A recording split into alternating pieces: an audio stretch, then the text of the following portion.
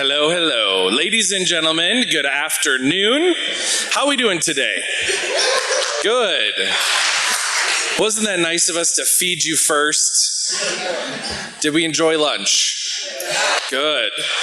Well, good afternoon almost. My name is Steve Latour, and I am the CEO of the Westfield Chamber of Commerce and Downtown Westfield Association. Welcome to our annual State of the City Address. It's really good to be with you all and to have this good showing, to hear from Mayor Cook and several of the individuals who lead departments across our great city. We've got a good lineup for you today of folks that got some information to share with you, so we'll get to that here momentarily. Before we dive into that, I wanted to do a couple things first. With these luncheons, we usually have the tradition of either a prayer or saying the Pledge of Allegiance. And today, given the lunch we're having, we're going to do the Pledge of Allegiance. So would you please stand and remove any hats and face our American flag. I pledge allegiance to the flag of the United States of America and to the republic for which it stands, one nation, under God, indivisible, with liberty and justice for all. Thank you so much. The Chamber is very blessed to have over 400 companies that are a part of the Westfield community, and even outside of Westfield, we have some companies that are a part of our Chamber from as far as Kokomo and Carmel and Noblesville who do business here in Westfield. And we're so blessed to have not only their involvement for your participation, but also they help sponsor events like this. We have tons of events throughout the year, and without the sponsorship from our Chamber partners, we wouldn't be able to do those fine touches and some of the fun things that we all appreciate. So I want to acknowledge our title sponsor today of today's luncheon, Community First Bank, who has done a lot for us as an organization, as the Chamber, and I know has done a lot for the community. To speak a little bit more about Community First Bank, I'm going to introduce Janelle Campbell to come up and say a few words.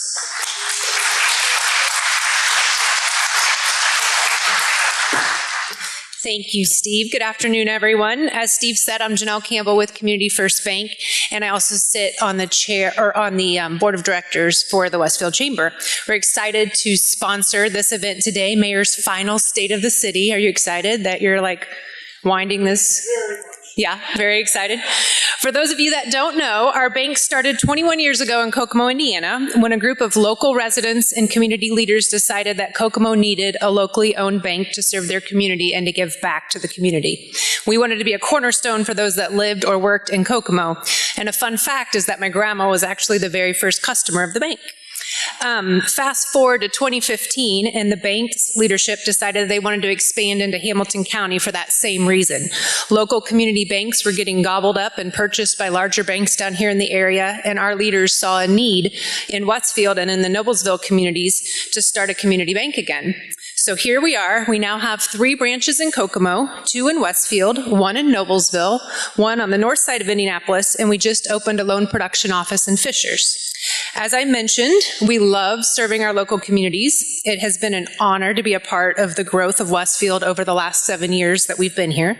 We've been able to partner with the schools, the city, local nonprofits, local business owners, and our residents to not only give back to the community, but to help make their financial dreams come true. Personally, I love our city, and so for me to be able to come to work every day, to work for a company that is as passionate about giving back to our city as I am, it makes coming to work really fun and very rewarding. We have a group of people here today. There's someone from basically every customer-facing area of the bank, so if you guys have any questions for us or would like to introduce yourselves, we'd love to meet you and get the opportunity to chat. And Mayor, we've really enjoyed working alongside you. I know I personally have enjoyed it, and us as a bank as well, and we're excited to watch you finish out these last 6 months. So thank you guys for coming today, and here we go. Thank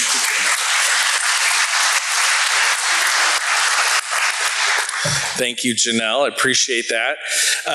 In addition to our sponsorships being a big part of keeping the chamber going, we also have a number of volunteers who serve on our board of directors. If you're currently a board member of our chamber, would you please stand? Just a quick thank you to all of them, and appreciate their service to our community. Fantastic. Well, we are a little ahead of schedule, but nothing's wrong with that, right? So we are going to turn it over to the big guy himself. I've had the pleasure... Oh, sit here a while. I had the pleasure of meeting Mayor Cook when I moved to Westfield in 2018. I was relocating back to this area and decided to purchase a home in Westfield. And as I got involved in things, came across the Westfield Youth Assistance Program where I started to volunteer, and that's how I met Mayor. So when the chamber job opened up, he said, "Oh, you should take a look at that." And here I am almost 3 years later in the role, and I've had the pleasure of meeting with him monthly, talking about the city, where it's going, how to engage our businesses, how to work with the various departments that are here to put the best foot forward for our city. So it's been an honor, sir. And with that, I will introduce the Westfield Mayor, Andy Cook.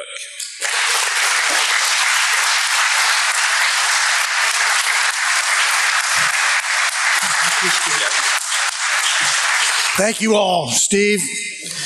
You're too gracious. I too have some thank yous. I really want to thank IMMI for loaning us this beautiful facility here. I want to thank Steve Latour and all his staff. Steve has stepped up and just really has put our Chamber of Commerce on the map and has engaged the entire community. I want to thank Chris Profit and his staff of dozens of people for putting together this production today. Actually, both of them. Michael and Sarah, thank you. They're sitting in the back worrying about what I'm going to say and what they're going to do when. But I want to especially publicly acknowledge my wife, Barbara, who's put up with my antics in the public area for 17 years now, doing this. This year will be our 50th year together, so we're kind of closing a couple things out at once. But, yeah, if she could tell you some of the stories, maybe later. But what I really wanted to do today is I want to acknowledge the people that have made this city what it is today. And we're going to touch on, what we are and where we've been, and there's a lot of history. You've seen a lot of the slides and so on. But not only have we created this fastly growing city, we're going to talk about that, but we've been able to maintain our quality at the same time. And I think that is very much a rarity. How do you grow a city and maintain its quality? And that has been a result of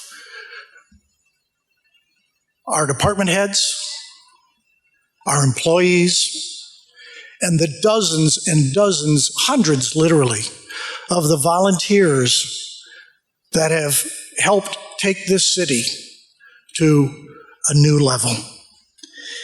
If you look, when I say a fast-growing city or a quality city, I want to show you some of the things that it's not just an old politician talking. These are some of the facts and figures that have placed us where we're supposed to be.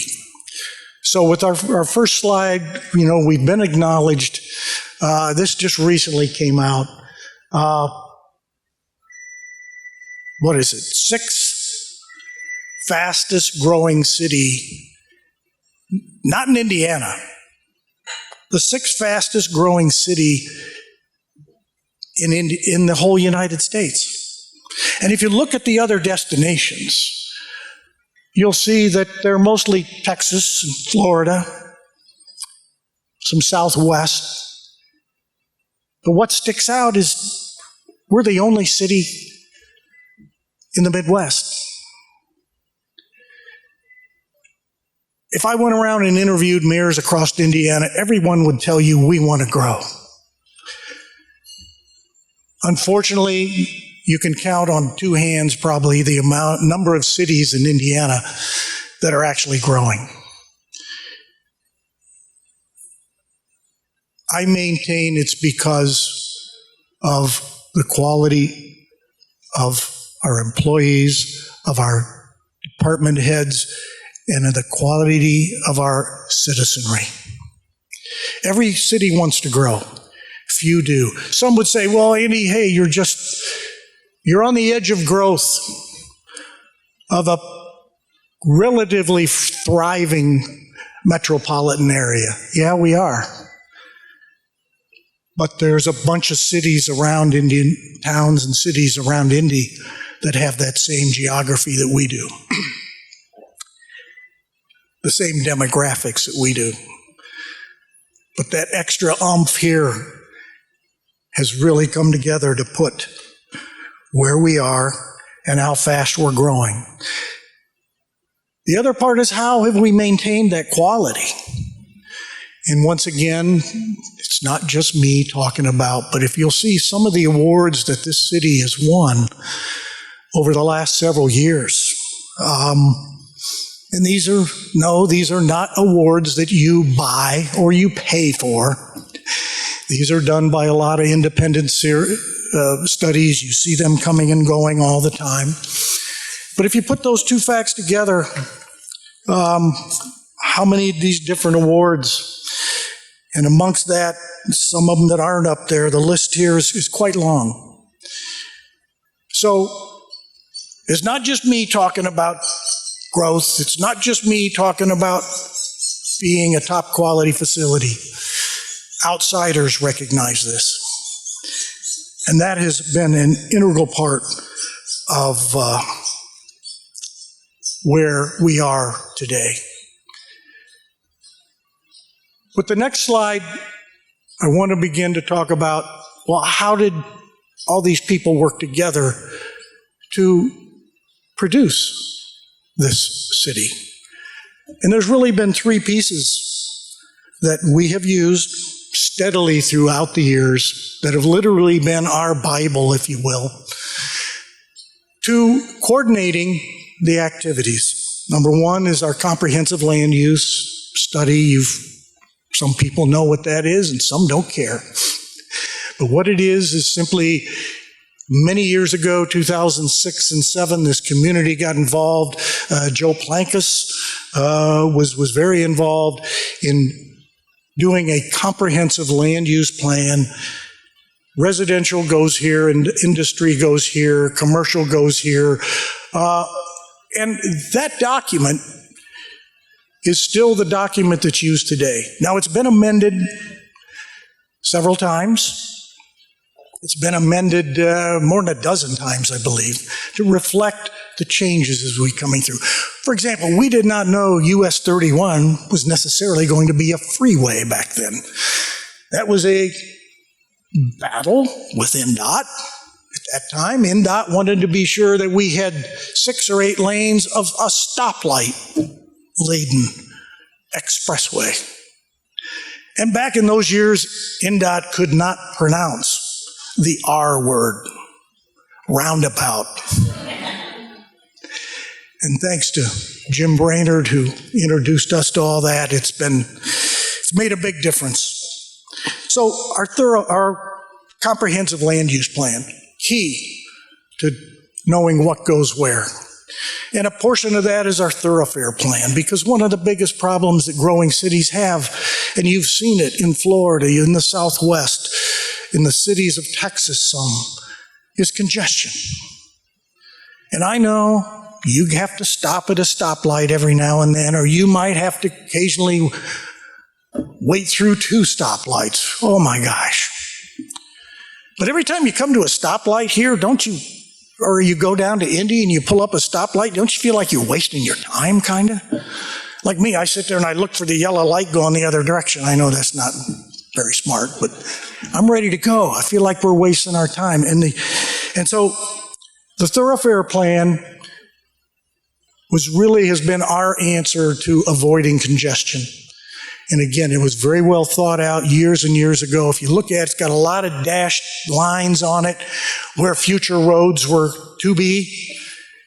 And with just a few exceptions, thanks to our engineers and planning people, most of those dotted lines are now solid lines. Yeah, we have a few areas of congestion. We had Union and 161, that's now taken care of. 32 through downtown, yep, it's congestion, but the fix for that's underway. Even all the way to Noblesville, and working with NDOT, we now have a plan on how that is going to be addressed in the years to come. Pardon me. And the third key piece has been our financial sustainability plan. And we started this in year one. We bring in an outside consultant to look at our tax structure, to look at what he predicts is coming in based on what the legislature's changed this year. Looks at our wants, all our department heads, what their needs are. And then he projects for 5 years what the city needs and what it may have. And every year he updates that plan. And that has been absolutely key to us in maintaining our financial stability. He announced to us this year, the first time I'd ever really heard him say this, is the city of Westfield is in the best financial condition that it's ever been in. Not that there's always challenges, we'll talk a little bit about that in a minute, but we are in good financial condition right now. What I'd like to do next is talk up here with some of our people, and I want to get their perspectives on what have you done to maintain quality in the challenge of great growth. Steve? All right. So for our first panel, we're going to be doing public safety or talking about public safety. So I'll introduce public safety with Major of Operations for the Westfield Police Department, Charles Hollowell, will be coming up to the stage. And joining him on stage will be the Westfield Fire Chief, Rob Gaylor. Please give them a round of applause. I think you all have probably met most of them. Rob gets out quite a bit. And and Charles, and what they share is they've both been here, I think, longer than me. Isn't that right? You've been here a long time. And Charles is the one that messes up Cary Road at Cary Ridge School every school day. I don't mean to do it. But it's safe, right? So yeah, you should be ready to go. So what I want to ask each of you in your own way is just what we opened up with. Rob, I'll start right here with you. Okay. You've been here how many years total? I'm getting ready to start my 20th year. 20th year. And as chief? I've been in the administration for the Westfield Fire Department since 2008. 2008. A lot of experience. 15, 16. So he's witnessed it all. I know when we first came, I first came and I was learning what you people do, because I didn't know. With at Trade Winds, we teach our drivers to run from the cops. So it was new to me. We had 2 fire stations. 2 fire stations. And we had 2 men to a truck. That's correct. So talk a little bit about where are we and what'd you do to get there? Yeah, the biggest thing that I can say about our organization is one, patience. Hire quality people, put them in right positions, and things just happen. So 2008, we were at 2 fire stations. There was about 12 or 13 people on a shift. And we were a spry young city trying to make ends meet and figure it out. It was we had to do everything. And today we're sitting at 3 stations and we've got 15 folks in a recruit class right now, which puts our numbers at 98. So to go from 40 to 98 in a short period of time has really been the key to our success. And it's the quality people that we hire, and just the leadership and administration over the years have given us the opportunity to try and push the boundary and do new things. And sometimes it worked, and sometimes it didn't. And we made corrections and learned from it. And it's really been a great experience, and I think that's what separates our organization today from what we were back then and from the organizations that really surround us. So what I find interesting is that, the word fire department is a little bit of an outdated misnomer. Absolutely. In that, thank goodness we really don't have many big fires because so many of our buildings are new and commercial sprinklered. You inspect them all. Our homes are all mostly new or up to code. So you are much more of a emergency medical service. We do a lot more medical runs, and we like to look and consider ourselves an all-hazards response agency. One of the chiefs and I were just talking before we come up here, and we had a lot of car accidents. We had a lot of vehicle extrications, and now with the roundabouts and the thoroughfare plan and all of these things have changed, the number of those accidents have really gone down. And maybe not gone down, but stayed the same. But when you put things into perspective, when I started, we were doing 1,700 runs a year, and we did right at 5,000 last year. So 1,700 to 5,000 runs per year. Okay, so 2 fire stations. Today, you're getting ready very soon to move into your new facility on the west. Yep. So the Station 81 relocation project is going along really well. We should be in that place in August, towards the end of August. I look for September, end of August, early September timeframe to have a public open house. So that'll be great, moving to a new location and a fresh new start, so to speak. Give these folks some more room. And you have, we're in the planning stages for your 4th station. Yep. But something that's going to happen quite soon is out at Station 83 on Grassy Branch.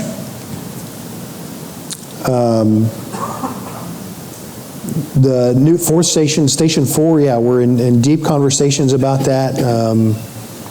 And we've identified some land for that to go. It's 191st and Chad Hiddle up in that area there. And we've actually been talking with some folks about the possibility of a location for Station 5.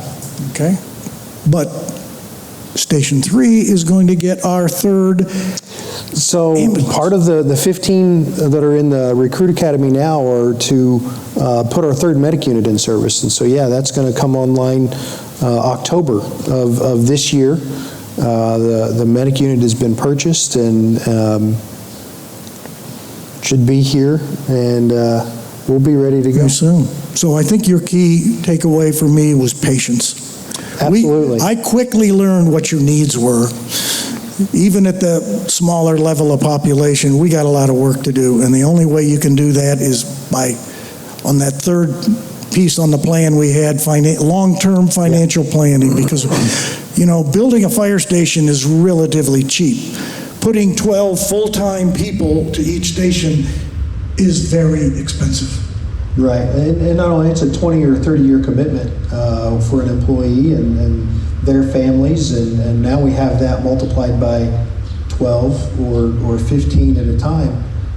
It's a huge commitment. So financial stability is definitely something that we have to keep an eye on and pay attention to, and the only way we do that is have a plan in place and work with all of the departments in the city to say, you know what, Charles, I'll let you buy a couple more cop cars this year, and next year let me get an ambulance. And so you guys negotiate behind my back. we do. Absolutely, we do. Yeah, we do. Well, one word that we stressed with both of your departments in the very beginning was prevention. We want to prevent fires. We want to prevent accidents. And Charles, your leadership and that part of you that heard me say that. And I remember talking to Chief Rush when he first came here, and he was so excited because he came from Speedway. And he said, you know, in Speedway, like Indianapolis, we're a reactive police force. And Joel gets to now be a preventative workforce. So what's that been like, Charles? You've been here since long time. Yeah, I've been here for 20 years and going on a couple of months now. So I say that the most important thing that we have is these guys that you see behind us back here, and you see Sergeant Patron behind us. That right there is what makes us great, the people that we have in this room. We go out of our way to make sure we hire good people. We don't lower our standards for anybody. We have a sustainability, and we've had success with the amount of people, with the people that we bring in.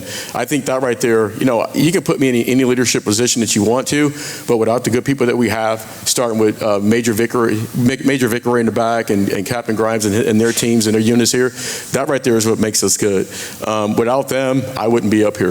Along the years, these are my brothers. These are the people that I go home and I've shared tears with a couple of them at times. As a police officer, I'm not supposed to cry, right? But I have a couple of times with a couple of them. These are the people that I actually love. I love these guys. I tell Mike Vicker all the time. Many of you heard me say, hey, that's my brother. I love that man. If I said that somewhere else, you probably think we were adopted. But you know what? That's my family. And then when you start looking into when I first got here, I always found it different because I was a reserve down in Marion County at Claremont. And I noticed down there that we didn't have a connection with the fire department as well as we do here. And, you know, I remember when I first got here going to Station 81s, going to Station 82s, having lunch, things like that, you know, and when Rob came along, maybe a year after me or so, something like that, we just always supportive and acceptive to what we had. And like I said, I'll stop for a minute so you have more questions, but it's really about those guys in the back and our administration at the police department who makes us who we are. Well, you touch on the support of the public, and I cannot tell you how important that is to these men in blue. You know, especially several years ago when the defund the police was the thing across the country. I was really worried about it. We didn't face that here. But I'm like, how do you guys, men and women, this has got to eat at you. You see this going on across the country. And every officer that I would ask that question would say, hey, that's not the way it is here. Our people support us. Our people want us. Doesn't bother us in the least. Feel sorry for those other cities? We're just fortunate to be here. So that's been a huge part. So Charles, when I first came in, I don't know, 15, 20 officers. Where are you today? Today we're approaching 70. At the end of the year, we should be right around 74, 75. And you are, you're cramped into half of a building that's 22 years old, is heavily used 7 days a week, 24 hours a day. And right now, you've gone from about 20 to 70. You have officers literally in closets, do you not? Yeah, for the most part. We're definitely running out of that space. I mean, we're going to get some room when the fire department leaves out of there, but we are really cramped. Yes, you are. And for future plans for you, we're looking at a new facility. And you're looking at that right now? Yes, sir. We're looking into hopefully a state-of-the-art facility for us to move into, and something that the citizens and police department and employees and the businesses can be proud of. You know, it's funny because when we talk about safety, everyone thinks that police are the only ones that keeps us safe, and the building is the only things that keeps us safe. But when you really look at it, you know, we're judged by a lot of times by the activities that we do, and the activities that we do is making arrests and doing surveillance and using our technology and working with fire. But when you really look at what we do and the stability that we've actually brought, that we bring, is based off of the resources and the capabilities that we actually bring to the table. And those resources and capabilities actually gives us our core of the things that we do and we do to be successful. And when you look at the buildings and things like that that we're talking about that we need for the future, when you look at the resources, the best thing about our resources that we have here in Westfield for our police department is we have resources that are not just supportive, but they're engaging. And, that really starts with our governing body, with the mayor's office, the deputy mayor, our city council, our school district, and all of the employees that we actually have in our city. It's funny, when I think of organization, when I think about sustainability, I think about when I was younger and I was in band. When you walk into a room in band, you have clarinets, you have saxophone, you have all these different things going together. And when you look, but if one person is playing an instrument, that's just someone making a little bit of noise. But if everyone plays, when they play together, when they're on the right timing, when they're working together, when they're doing things at this right timing, when you have the mayor, because the band director that's organizing us, and the city council that's also giving us feedback, positive feedback or negative feedback if we have to get that as well to make us better. Those things right there is what gives us our harmony when we're playing our instruments together. And as a city, us working together as police and fire, public safety, just in general, our public works, our schools, all of us working together with the businesses and things like that, that gives us a harmony. And I say that harmony is what we all call doing things the Westfield way. You've done it. And back to what we originally said, prevention. And to think what you've kept up with the resources that you have. And I look at, and I know your chief does not like me to talk about this, because every time I talk about how little crime we have, something happens. So don't let anything happen. But I want you to know this. If you look at our population like this, the average crime and all the different crimes, the line is flat. The crimes per capita are unbelievably low in this city, and that's our goal. That's what we're proud of. And you guys have accomplished it, but don't tell Joel we talked about it, because he does not like to talk about the level of crime.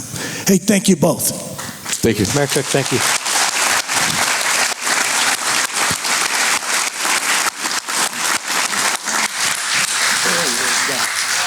Charles is a hopper.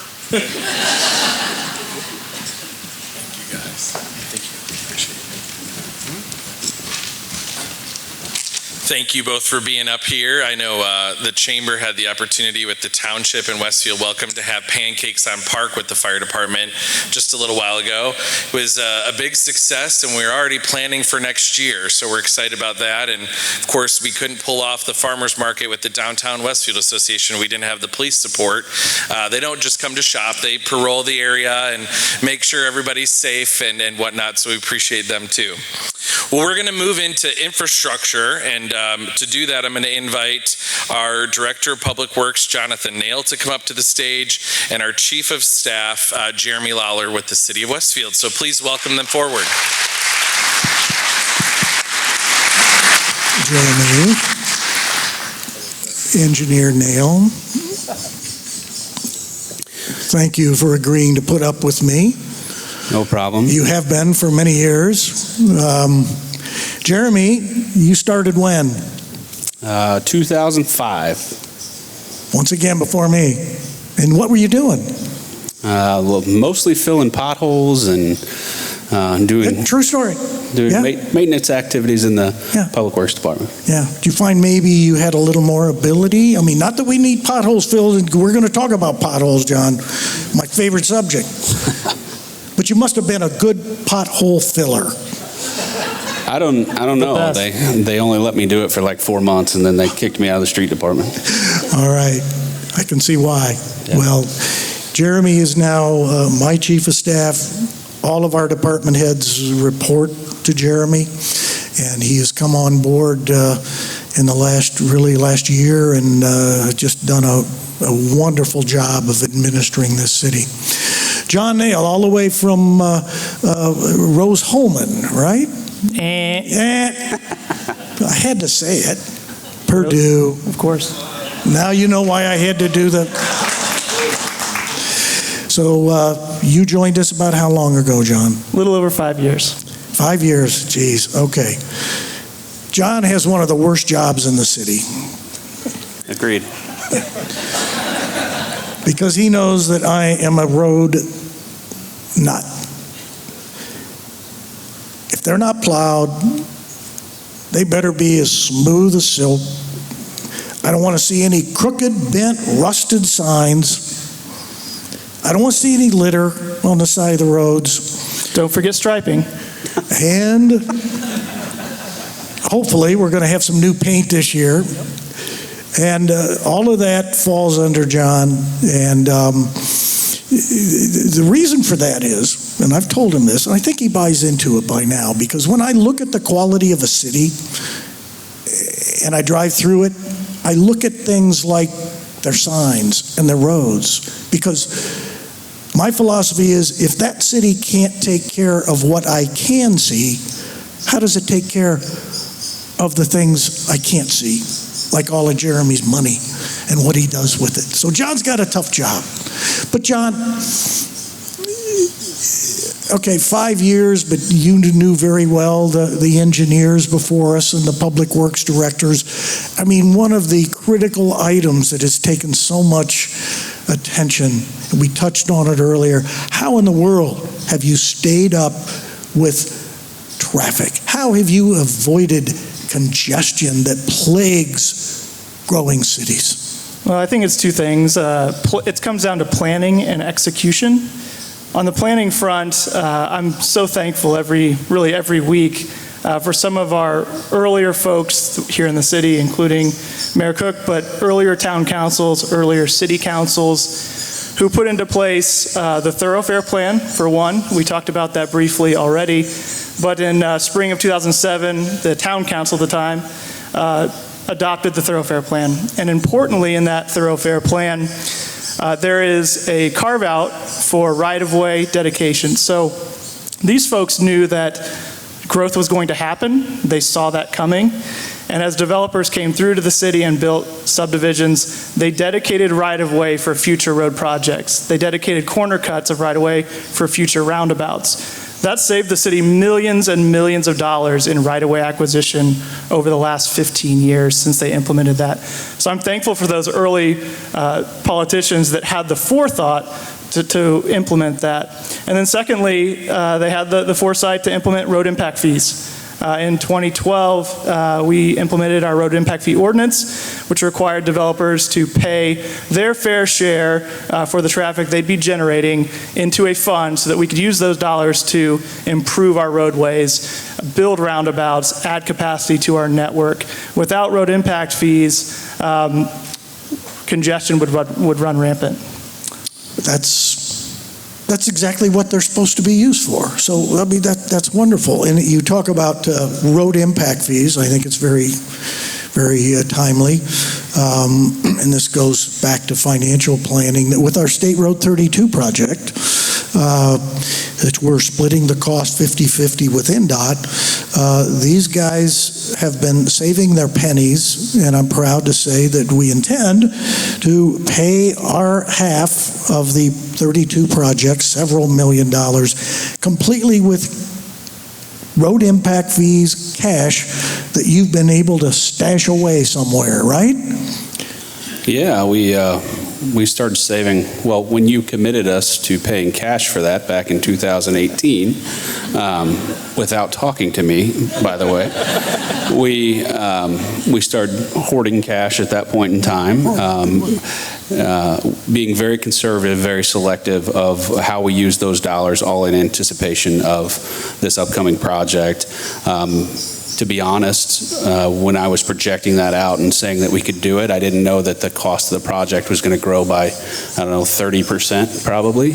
So fortunately, we've had a lot of good continued development that have allowed us to utilize impact fees to fund existing capital projects that you all see around the city, but also save an additional amount of money to be able to meet that cash obligation. So good. So Jonathan, you've got several new projects underway, coming up. You want to highlight just a few of those? Sure, yeah. So Sabre 32 is the big one, of course. That's the one that we've been working on for over 5 years, and really longer than that. We just got into the design phase 5 years ago, but it's been planned for quite some time. That's really going to transform our downtown area, and it's the thing that gets me up in the morning, gets me excited to come to Westfield, is to see that transformation in our downtown. But we've got several roundabout projects coming up, 161st and Oak roundabout, 151st in town. A lot of these four-way stops that are starting to become congested, we already have plans in place to create roundabouts to keep moving that traffic through. And then another big thing is just our asset management plan, right? We talk about planning and execution. Every time we build a new subdivision, those local residential streets become public streets that we have to maintain. And so I'd be remiss if I didn't say that the staff that we have on Public Works that are out there inspecting those roads, holding developers accountable, saves the taxpayer millions of dollars in the future for future resurfacing programs and projects. So I really want to take a moment to really recognize those folks on Public Works that come to work every day and keep the taxpayer in mind. Good, thank you. And I want to say that you and your engineers, we now have 2, right? We have 3. 3 now, that's great, okay. We just added one, great. They've done an excellent job of soliciting and measuring up in matching federal funds through our Metropolitan Planning Organization. Anna Gremling is here somewhere. I saw her when we walked in. She is the executive director of the MPO. Be very kind to her. She passes out some $52 million a year here in central Indiana. But our people have just done a wonderful job in learning how to compete for those dollars, Jonathan. So great job on that. Jeremy, just kind of look at the whole structure from your perspective and the different departments, and I mean, IT, planning, zoning, even, I mean, HR, you name it. I mean, same question. How in the world have you kept up with the demands of a population, the 6th growing in the nation? Well, so the public safety guys hit it pretty well. It's all about the people, and we've been fortunate, not only this group of department heads, but the previous groups of department heads that have all been very collaborative, that have shared resources, that have utilized each other's expertise and knowledge to be able to offset what I would call maybe a very lean organization. So I think maybe you'll see how we stack up staff-wise in the city of Westfield, and we can only do that because we have great leadership at the department head level and below. So all the way down, I think that the city of Westfield does an exceptional job of hiring good people. And that's what's really made us successful over the years. And I would challenge you to go to any other city and see kind of the rapport amongst the fire chief and the public works director and the HR director and all of those different folks in leadership that know each other personally and are, you know, not only colleagues but friends. And I think that goes a really, really long way. And of course, in our public environment, paying people is always a great challenge, and I know Jeremy works very hard to create a positive, fun, if you will, fun environment in which to work to help to make up for some of what we can't pay. So, hey, thank you both very much. Keep it up. Thank you. Thank you. I'm not going to give you a hug, but thank you. John? Yeah, no.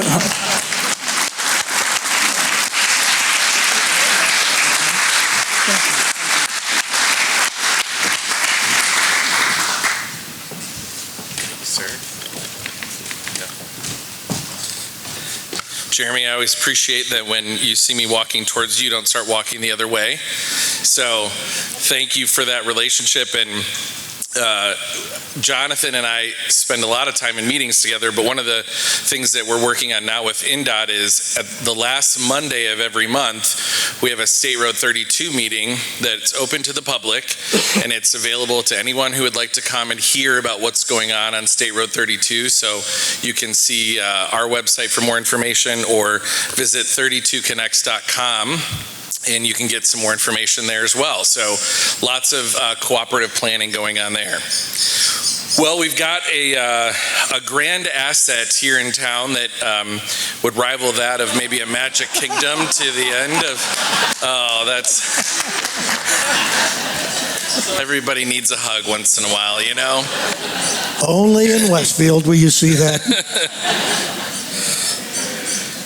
So we, as I was saying, we have a grand asset here in town that could rival that of some other cities across the country. So to talk about Grand Park, our director of Grand Park, Matt Trinian, is out of state at this time. So we're inviting our CEO of Legacy Sports Group, William Knox, who's the former director of Grand Park, up, as well as Rachel Nelson, who's the Grand Park Client Services Manager, to talk a little bit about our campus here in Westfield. So please welcome them up.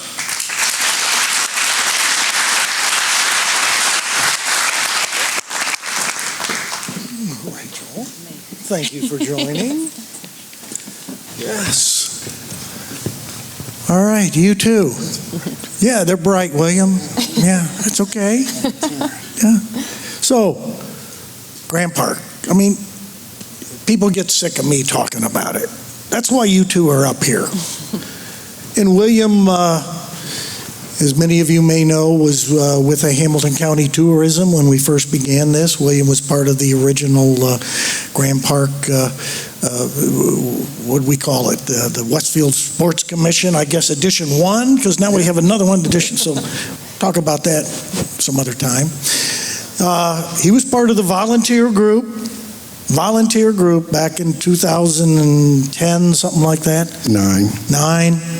That really conceived, assessed, and developed what Grand Park is today.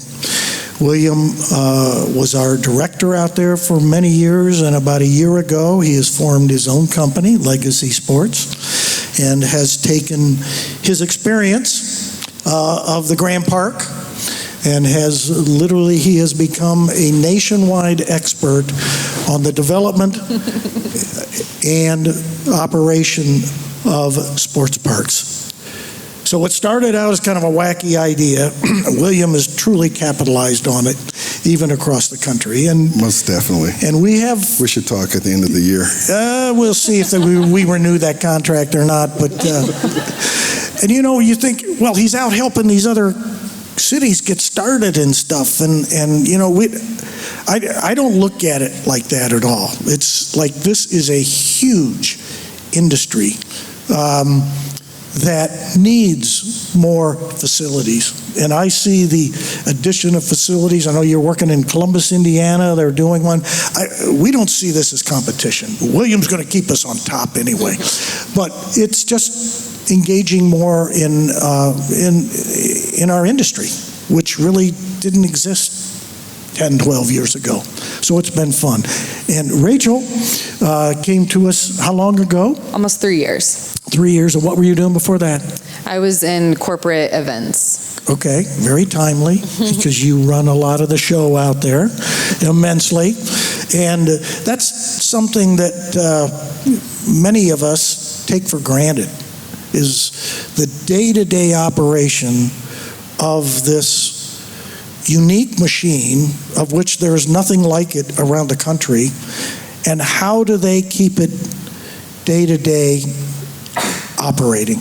I wish everybody could see it. It is absolutely amazing. But William, talk to us a little bit. Where is Grand Park across the country? How is it? What do you see going on around the country with youth sports? Yeah, Great question. This room feels like family. I've seen so many familiar faces and talked to so many of you over the years. It's almost like I'm sitting around the table with my family, so I'll be very candid with this group. I'm very fortunate that I get to see this industry at a whole nother level given my current role with the company. And we are currently working with 12 other communities that are trying to do what Grand Park has done over the course of the last 10 years. And, I go into these meetings eyes wide open and I tell them, you'll never do it. Grand Park was a huge disruptor in our industry back in 2009 when it was being contemplated. And then when we opened the doors in 2013, it kind of changed the game for sports. So very interesting perspective given where I sit now, but Grand Park won't be replicated anytime soon. Right time, right set of circumstances, right people around the table, the right community, and all these other communities will build a fraction of what Grand Park is, but also do great things for their community as well. So while a lot of communities are very attracted to bring us in to help them because of our relationship with Grand Park, we are very open with them at the onset that was a very unique project, and the chances of replicating that in this environment are almost nil. So what, through all these years in the involvement, what has really surprised you? What did you not expect with Grand Park that you've run into? Yeah, so the project started actually as I was making my transition here to Westfield, and to Hamilton County as a whole. I had spent a time of my career in Bloomington, Indiana, started a sports commission there. The county was looking to start a sports commission. It was a great opportunity for me to get a little closer to my family. I'm from northern Indiana, made that transition, and as we're driving around, they started talking about this concept of building a sports campus because there was a need locally for fields for youth, but also they wanted to figure out if they can make this sports tourism thing work. So I don't know if you remember, but the first rendering that we put together of Grand Park was 4 diamonds and 6 fields, and we thought we were going to build the Taj Mahal at that point. And as we continued to go through and do our due diligence and meet with all the groups that we thought were necessary to meet with as we were pulling this together, it quickly ballooned to what it is today, and candidly, it could be bigger. So the one thing that surprised me is, we got it done. The one piece of it I think was very important was that we did not build that project in phases, because one of your comments early on, we get to phase 1, we get it complete, we never may get to phase 2. And that's called government. Yeah, that's the case for a lot of these projects throughout the country. They get that initial phase in and get operating, and it never kind of comes to full completion. So kudos to you for taking it all on at once. I know it was a huge undertaking, but a lot of the communities we're working with now that are trying to get to where you are looking at it from an economic development standpoint. And I know we'll probably talk a little bit about that, but the economics around what Grand Park has brought to this area, and when I say this area, I mean central Indiana. I think I shared a video with you a couple weeks ago when you were doing an initial presentation about the park. What were some of your comments? Well, you're going to see some of that here. Okay. Let me not steal that. All right, let me leave that where it is. Yeah, it was a long time ago. Yeah. I'll just say that. Man, I had a little darker hair, and it was kind of weird. Yeah. But so you say you don't know that it'll be duplicated, but we can't make that assumption, and we've got to get even better at what we're doing. So talk just a little bit about, this endeavor I have to investigate public-private partnership and so on. You know a little bit about it. I don't know much, but we got to stay ahead of it. It's a business. It's a successful business. We've got to continue to be the best in the country. What do you see, William? Yeah, so again, most of our clients are municipalities. We've got, I think I can count on one hand, a number of private organizations that are looking to build similar type projects. What was built here in 2000, starting in 2009, opening in 2013, was a huge undertaking for this community, especially given the size of the community at the time. Some other communities, not only throughout the state of Indiana, but throughout the country, are looking to do very similar things, but it's not common for them to operate them internally. A lot of these new facilities are being developed by communities through a public-private partnership and managed externally through a third-party management group. So I think the evaluation is timely. We will see what the results are, but at this point in time, given all of what's happened, when we look at, March of 2020, when we closed our doors, we closed Grant Park for 6 weeks, and in that 6 weeks, I didn't know what was going to happen. When we reopened, we were fortunate here in the state of Indiana because of our state leadership and a lot of prodding from this guy to get us reopened. We opened stronger than ever, and we've been on a trajectory that continues to grow. So these type of complexes aren't going anywhere anytime soon, and the fact that this one's right here in the heart of the Midwest and has the assets it has, we have to stay on top of the developments because there are newer facilities being developed. They're not to the scale of Grant Park, but there are other facilities throughout the country being developed that'll kind of peck at our heels every once in a while. Yeah, good point. And that's staying ahead is where we're got to be, right? So then we talk a little bit about the operations of the park, Rachel. Yeah. And I'll tell you, Matt Trinian couldn't be with. He's on a love weekend with his wife. Yeah, I tried to call him yesterday. He ignored my phone call. We should give him a call. Yeah. I tell you, I take you for granted. I got to tell you, as smoothly as that place operates, with apologies, take you for granted, Rachel. I don't know that I have ever, in all of our years, received a phone call from a disgruntled tournament person to tell me that our services are not good. Never have received that call. So how do you talk to us about you have how many different tournaments come in of every year of football, name them. Soccer, baseball, softball, sporting and non-sporting.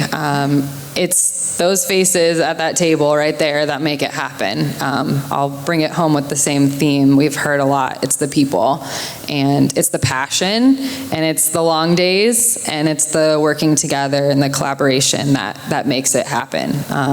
All of us come from some sort of sports background or sports passion, and we're able to come to work every day, and you see little kiddos who are just learning to kick a ball all the way up to the NFL and the Indianapolis Colts. And we are very, very lucky to have the support we have from every department in the city and all the community partners that help make this happen.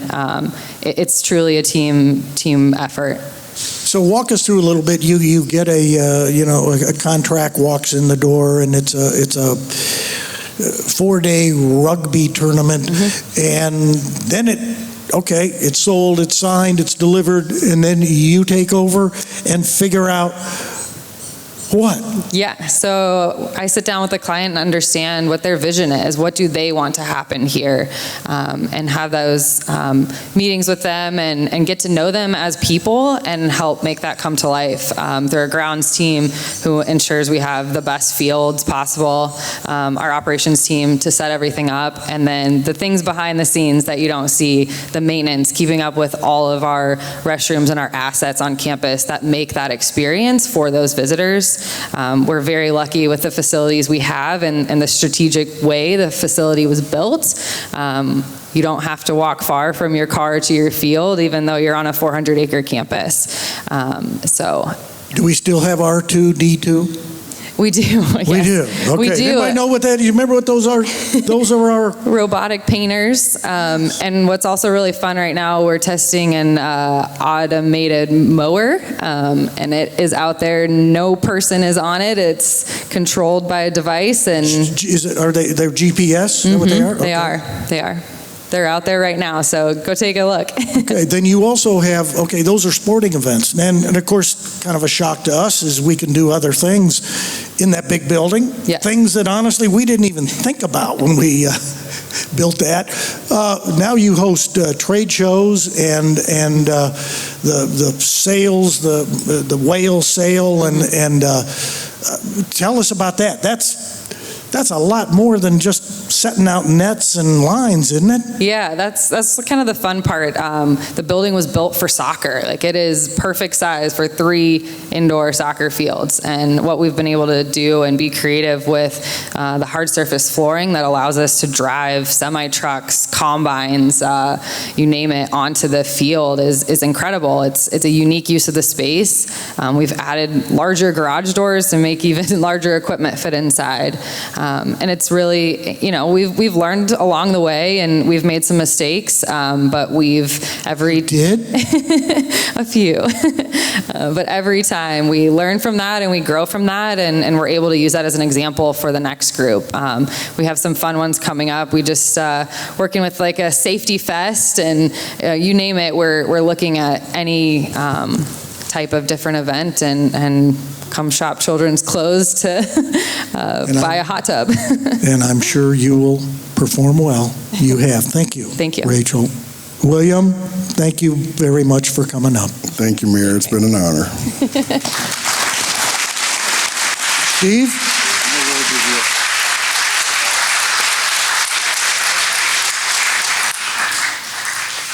Thank you, sir. Appreciate it. Thank you, Mayor. Well, Mayor's going to take over in just a second. I just want to acknowledge the relationship we have with Grant Park as well at the Chamber. It is the place for those types of events here in our county. And Westfield, in its history, has never had a Taste of the Chamber event. Other communities around our county, Carmel, Fishers, Noblesville, have had that. And so we've been really working hard with Rachel and her team, and we're excited to announce the very first ever Showcase and Taste of Westfield event that'll be happening September 27th at Grand Park. We'll be right there on the main field, and we'll welcome all 934 businesses that have a front door here in Westfield to be at that event. It'll be open to residents, businesses, and kind of a whole new take on that. So we're excited to do that. Registration information for businesses will be out July 10th, but just another example of some of the ongoing partnerships we have here in the city. So with that said, Mayor, I will turn it over to you wherever you are to take us home. Right behind you, Steve. All right. Thank you very much. And thank you to those that agreed to come up. And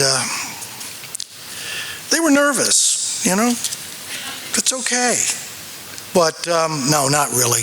They knew I wasn't going to grill them that badly. But as we kind of head towards closing this out, I do want to talk about 2 other things, and we have a slide here that kind of puts into perspective the population of our 4 cities and the number of employees of each one of our cities. And I use this I want to emphasize the efficiency of our employees with what they've had to work with and the number of dollars they've had to grow up with through the years, that once again we've been able to maintain the pace of staying up.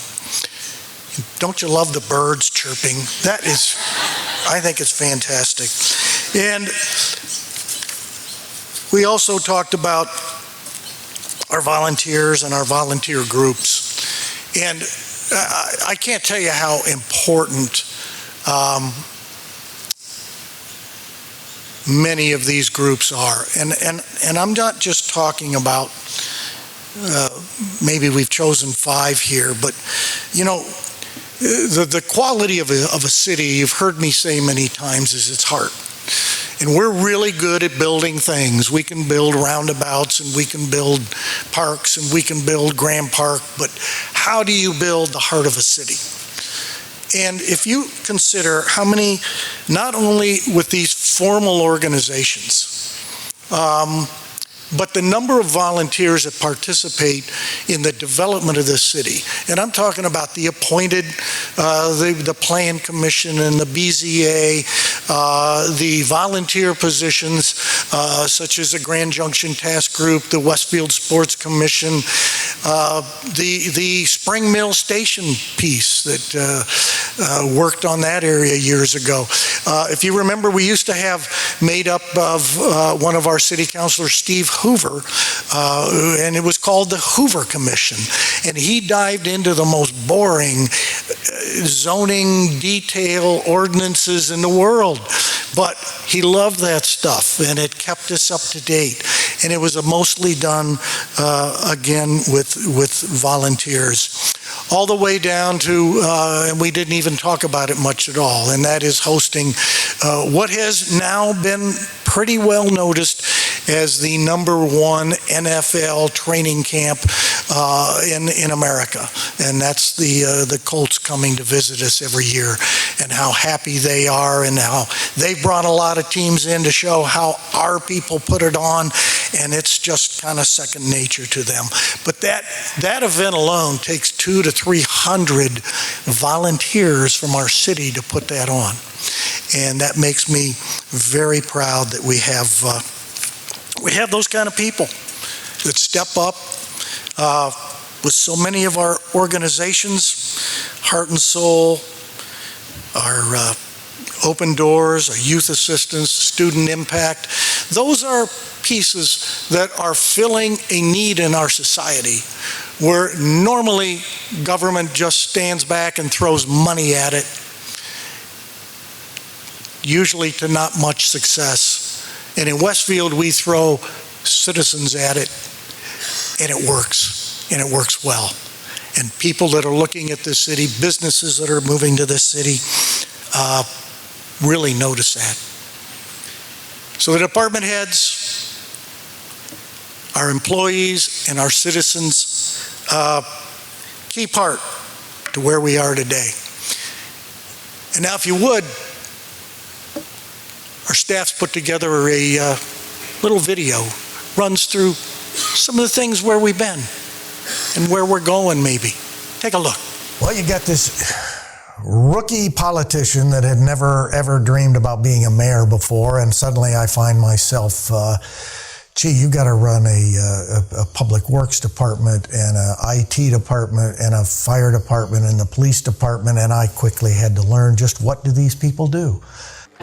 I grew up in Westfield, and this was just always kind of a drive right by it type of area. Not anymore. Big things are happening this month in Westfield. Every city today needs to grow.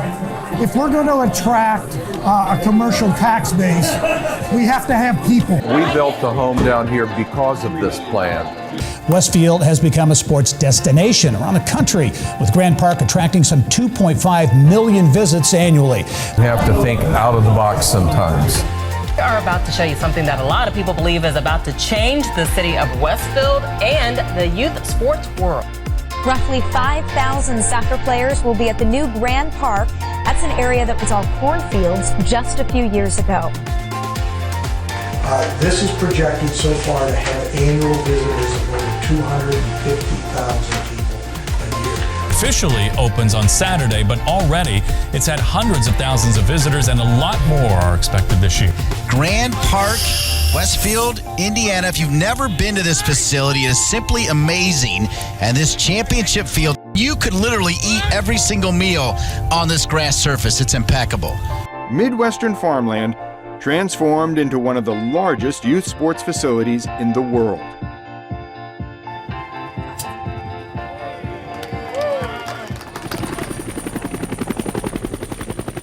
In a word, what did people say to you?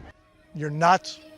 Westfield's Grand Park is a bevy of activity here this evening. I see more than a dozen fields worth of youth soccer practice, and there's some youth football taking place on the field right behind me. Well, next summer, there will be some big-time football here as well, as the Colts made a big announcement today that training camp will be moving up here to Hamilton County starting in 2018. It's got to be a place where we can prepare and be at a world-class facility. We've been building up to it for a while. The first practice of the Colts training camp here at Grand Park in Westfield. After a long and exciting day in the sun from the Colts training camp, folks are flocking to downtown Westfield to cool off. We're going to stop in Westfield. Whether people are just driving in town to grab a bite to eat or staying overnight, the fans are helping drive business. Business is booming around Grand Park all year round. And it's adding to a lot of excitement. Fox 59's Courtney Crown actually shows us the growth that is unofficially part of this package deal. Westfield's changed a lot since Grand Park opened. When we built Grand Park, we built it as an economic catalyst for the community. City leaders point to new business along State Route 32. And that has been really our long-term plan. Number one was to create the industry of hospitality. Number two was to build the industry of sports. We've done that. As far as my eye can see, I see soccer fields. Yeah. As far as you can see that way, you see soccer fields. What was here before? Corn and soybeans. Your location along 31 and a lot of improvements along US 31 there, you really think you can attract a diverse workforce, so not only the higher end, higher paying jobs, but some solid blue collar jobs as well because of where you're located. We've enjoyed over $1 billion of new commercial assessed valuation on our tax rolls. Multi-million-dollar improvement project is coming to State Road 32 in Westfield to help ease traffic through the downtown area. This is kind of an unusual project where the city and the state are partnering 50-50. This doesn't happen all over. We've been through it before with the 31 project. What was that, 10 years ago, Jennifer? We survived, didn't we? And we're better off because of it. Westfield's downtown is getting a fresh look. The mayor is pushing to invest in the future of Westfield by turning downtown into a premier destination. Prep work has already begun on a $35 million park and plaza. The fact that this is all happening right here, literally where I grew up, is very exciting and wonderful for a small business owner as well. It's going to be real nice for the town of Westfield. Everybody wants, needs, and deserves a safe city. We've been very, very fortunate. We've developed the funds to do just that, and if you ask our public safety people, I think they would tell you we are caught up, that is with the number of employees in public safety and with the planned and under construction public safety facilities. Now we're just playing, let's keep up with what's coming in, and we've been very effective in doing that. What do you hope to be remembered for? A place where our young people are well educated, they grow up in a safe environment, they're happy. And I want them to graduate from high school. I want them to find a career. And if that means, hey, go away for a few years, get some experience, find yourself, if you will. But when it comes time to settle down, I want those children to come back to Westfield.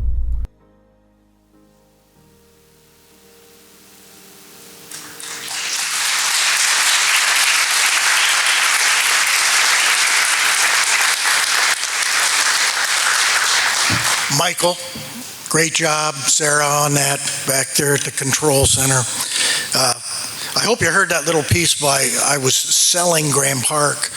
I think it was in somebody's home, I think, and I said, I think we can get 250,000 people there. How many visits did we have last year, William? 3.5 million. Boy, I was off. But really, I want to especially offer a huge thank you to the citizens of Westfield for employing me for the last 17 years. I can tell you that I have enjoyed, well, nearly every minute. And if you can't take the downsides, then you shouldn't even be in this business. You know, usually at this point in the talk, the mayor will stand up here and say, okay, here's our next big project, and here's what this is going to happen, and look forward to this. And I can't do that. I don't know where we're going. It's not going to be me. You have elected a whole new set of councilors and a mayor. And at this point, they're all, yes, apparent. I will use that term, apparent. But I will tell you that as I look forward, the thing I am most looking forward to is not a thing. It is, I'm very pleased with the choice that our voters have made with our parent council and our apparent mayor. There were many positions where we couldn't have gone wrong, but this new group, I'm very, very pleased. And that makes me feel very good. They're going to have some challenges. You think about it, we're going to have 7 totally new councilors and a new mayor. And they've never done this before. We don't have seats that some go, some don't, like a lot of boards do in Indiana. I don't know why. So we have 8 new people are going to be running this city. And I think we are in wonderful hands. But one of the challenges is going to be getting onboarded and learning how to do it. And already we've had some great, even though a parent election, I get it, but a lot of these people are asking a lot of good questions. They need to hit the road running, and they're ready to do that. We'll have some financial challenges. Yes, we're in great shape right now, but we've experienced a lot of residential growth. And this council will have the opportunity, and the mayor, to decide how big a city do you want to be. And that is a huge question, because if we filled every lot that is already approved to be built on and it was occupied, we'd be a city of maybe 75,000 people. So do we want to grow beyond that? It's a great question, and this new council, new administration will be answering that question. Done a good job of bringing the commercial tax base up to match the needs of the residential. But we've hit a bump in the last couple years because some of the council, not all the members, have indicated a somewhat of a non-growth statement, which has caused our development community to kind of pull back from Westfield, and we really haven't had an announcement of a sizable commercial rezone now in 2 to 3 years. But I do know they are anxiously awaiting to see the direction of this new council. And I think we're going to be just fine. Just in closing, I want to let you know about a new book that's coming out. One of our citizen volunteers, Dave Miller, has undertaken several months ago to do a recent history of Westfield over the last 20 years. And he actually solicited 33 different authors, all right here from Westfield for the most part, to tell their little story about what's happened over the last 20 years. And I know when we got together for the first time to talk about it, some people said, hey, you remember the time? You remember that? I mean, things I had totally forgotten. And then David reminded me that, Andy, we've got a history of, the 1800s and the early 1900s, but this city's making history. And we tend to forget that in today's world. So thank you, David. This book should be ready in August for purchase. It'll be available at the chamber, and it'll be available at the library. So I hope you'll be looking forward to that. And with that, I just have a request, and I have a wish. My request is that, well, actually it's a debate, but they do it anyway. The department heads and our employees, that you all see that this new council, these new elected people are welcomed and treated the way you've treated me. They're going to have that challenge of getting on board. They need to get to know you. And I don't have to tell you to do that. I knew that you will. But I have the same request of our citizenry. get involved. They're going to need your help. You may have some more experience in areas of expertise they don't have. Step up. What was it John Kennedy said some 60 years ago? I think the exact quote was, ask not what your city can do for you, ask what you can do for your city. It was close. And lastly, a wish, and that is that I wish that our new elected leaders will strive to make Westfield as desirable a destination in the year 2043 as it is today. Good day.